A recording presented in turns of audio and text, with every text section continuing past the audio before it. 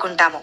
మా పిల్లలు బాగా ఎదగాలి, మా పిల్లల భవిష్యత్తు బాగుండాలి అని. కానీ నిజమేంటంటే మన ప్రేమ చూపించే విధానంలో, మన కోపం చూపించే మాటల్లో, మనం డైలీ మాట్లాడే కొన్ని సెంటెన్స్లలో తెలియకుండానే పిల్లల మైండ్లో చాలా డీప్ గా ప్రెషర్ చేస్తున్నాం. ఈ వీడియో ఎవర్నీ తప్పు పట్టడానికి కాదు. ఈ వీడియో అవగాహన కోసం మాత్రమే. పిల్లల మనసుని డామేజ్ చేసే 5 మాటల్లో మొదటిది నీకు ఏమీ రాదు అనడం. ఇది చాలా కామన్ మాట. చదువులో తప్పు చేస్తే, డ్రాయింగ్ బాగలేకపోతే, లేదా ఏదైనా స్లోగా చేస్తే సింపుల్ గా అనేస్తాం, నీకు ఏమీ రాదు అని. ఫర్ ఎగ్జాంపుల్, ఒక 6th క్లాస్ అమ్మాయి మ్యాథ్స్ లో రిపీటెడ్ గా మిస్టేక్స్ చేస్తూ ఉంటది. అప్పుడు వాళ్ళ అమ్మ రోజూ ఇలా అంటుంది, నీతో నాకు పెద్ద తలనొప్పైతంది, నీకసలేం రాదు, నువ్వు వేస్ట్ అని.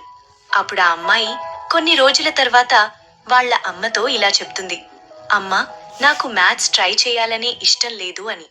అప్పుడు పిల్లల మైండ్ ఇలా నేర్చుకుంటుంది, నేను ఇన్కేపబుల్, నా వల్ల కాదు, నేనేం చెయ్యలేను అని. దీన్నే చైల్డ్ సైకాలజీలో లెర్న్డ్ హెల్ప్లెస్నెస్ అంటారు. పిల్లలు తెలివి ఉన్నా ప్రయత్నం చేయడం ఆపేస్తారు. ఇది పిల్లలకి లాంగ్ టర్మ్ ఎఫెక్ట్ అయితది. ఆ టైంలో పిల్లల సెల్ఫ్ ఎస్టీమ్ పూర్తిగా పడిపోతుంది. ఫెయిల్యూర్ భయం పెరుగుతుంది. న్యూ థింగ్స్ ట్రై చెయ్యరు. సైలెంట్ అండ్ విత్డ్రాన్ చైల్డ్ అవుతారు. అసలు సొల్యూషన్ ఏంటంటే, పేరెంట్స్ గా మనం పిల్లలను అనడం కాదు, వాళ్ళు చేసే పనిని క్రిటిసైజ్ చేయాలి.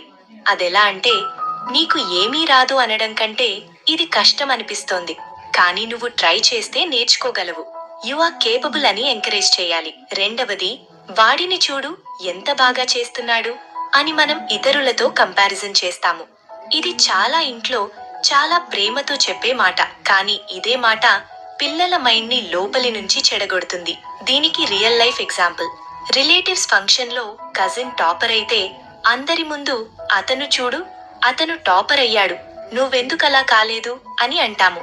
అప్పుడు పిల్లలు నవ్వుతున్నట్టు నటిస్తారు, కానీ లోపల షేమ్, ఎంబారస్మెంట్, యాంగర్ ఉంటుంది.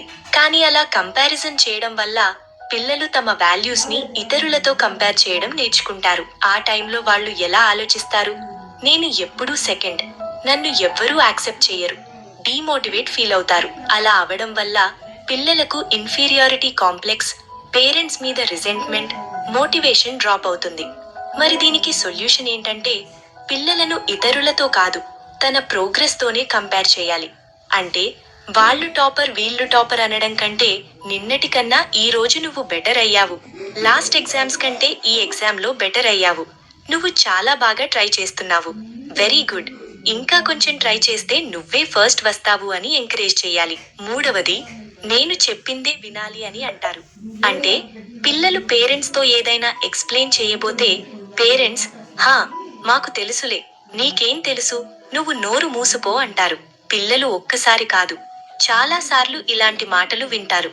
దానివలన పిల్లలు డెసిషన్ మేకింగ్ నేర్చుకోలేరు, ఒబే చేయడం నేర్చుకుంటారు, క్వశ్చన్స్ అడగకపోవడం నేర్చుకుంటారు. ఇక్కడ ప్రాబ్లం ఏంటంటే, ఫియర్ బేస్డ్ పర్సనాలిటీ. ఫ్యూచర్ లో ఇండిపెండెంట్ డెసిషన్స్ తీసుకునే సామర్థ్యం తగ్గిపోతుంది. ఇతరుల మ్యానిప్యులేషన్ కు సులభంగా లోనయ్యే వ్యక్తిగా మారే ప్రమాదం ఉంటుంది. దీనికి సొల్యూషన్ ఏంటంటే, కమాండ్ ఇవ్వడం కాదు, కాన్వర్జేషన్ పెట్టాలి. అంటే చెప్పిందే చెయ్యాలి అనకుండా ఆల్టర్నేటివ్ గా నీ ఒపీనియన్ చెప్పు, తర్వాత చూద్దాం అనాలి. ఇప్పుడు అబ్బాయిలు ఏడవకూడదు, అమ్మాయిలు ఇలా ఉండకూడదు అని అంటారు.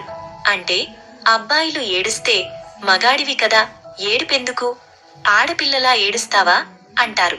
అదే అమ్మాయి కోపం చూపితే ఆడపిల్ల అణకువగా ఉండాలి అంటారు. అంటే ఇక్కడ పిల్లల ఎమోషన్స్ సప్రెస్ అవుతాయి, కానీ ఎమోషన్స్ టోటల్ గా పోవు.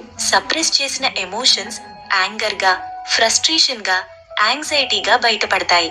అప్పుడు పిల్లలకు anger issues, emotional numbness, relationships లో ప్రాబ్లమ్స్, డిప్రెషన్ రిస్క్ వస్తాయి. ఈ టైంలో మనం పిల్లల ఎమోషన్ ని వ్యాలిడేట్ చేయాలి, బిహేవియర్ గైడ్ చేయాలి. ఫిఫ్త్ వన్, మన టైంలో ఇలా లేవు అని అంటారు.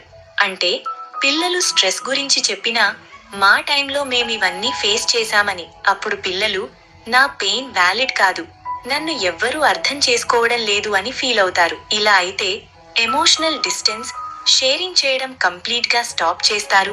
పేరెంట్ చైల్డ్ మధ్య గ్యాప్ వస్తుంది. ఆ టైంలో ఫస్ట్ వాళ్ళు చెప్పేది జెన్యూన్ ఇంట్రెస్ట్ తో వినాలి, ఆ తర్వాతే గైడ్ చేయాలి.